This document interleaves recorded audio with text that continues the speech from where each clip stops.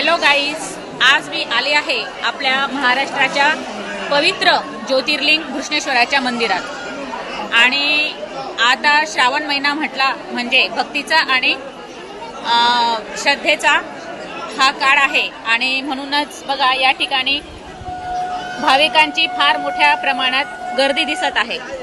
आणि गर्दी म्हणजे आपल्या श्रद्धेची ताकद आहे, परंतु गर्दी म्हटली आली म्हणजे स्वच्छता, वाहतूक आणि अशा अनेक गैरसोयींचा आपल्याला इथे सामना करावा लागू शकतो।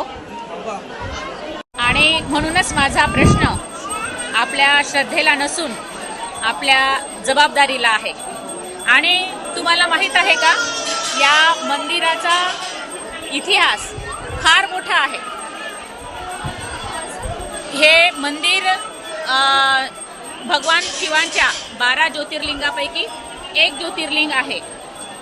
आणि या मंदिराच्या इतिहासात अनेक चढउतार झालेले आहेत।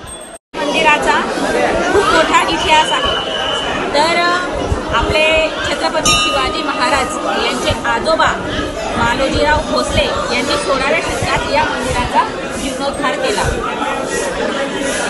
आणि पुढे 18व्या शतकात पुण्यश्लोक अहिल्यादेवी होळकर यांनी या मंदिराची भव्य पुनर्बांधणी केली। म्हणजेच एका पिढीने श्रद्धेने जपलेला हा वारसा दुसऱ्या पिढीने पुढे नेला।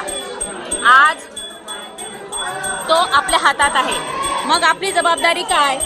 तर मंदिर परिसरात कचरा न करणे, प्लास्टिकचा अनावश्यक वापर टाळणे, रांगेत शिस्त पाळणे आणि ज्येष्ठ नागरिक, महिला आणि इतर भाविकांना सहकार्य करणे आणि सर्वात महत्त्वाचे म्हणजे या ऐतिहासिक वास्तूचे नुकसान होणार नाही याची काळजी घेणे। श्रद्धा ठेवणे ही आपली भावना आहे, परंतु मंदिराच्या परिसरात स्वच्छता ठेवणे आणि या ऐतिहासिक वारसा जपणे ही आपली संस्कृती आहे। मंदिरात दर्शनासाठी आपण येतो, परंतु ज्यावेळेस आपण मंदिराच्या बाहेर पडतो त्यावेळेस आपल्या कृतीत देवत्व दिसले पाहिजे। आपण श्रावण महिन्यात महादेवाला बेलपत्र वाहतो, परंतु यावेळेस आपण महादेवाला एक वेगळंच बेलपत्र वाहूया, स्वच्छतेचे, शिस्तीचे आणि वारसा संवर्धनाचे। श्रद्धा मनात असू द्या आणि जबाबदारी आपल्या कृतीत। हर हर महादेव।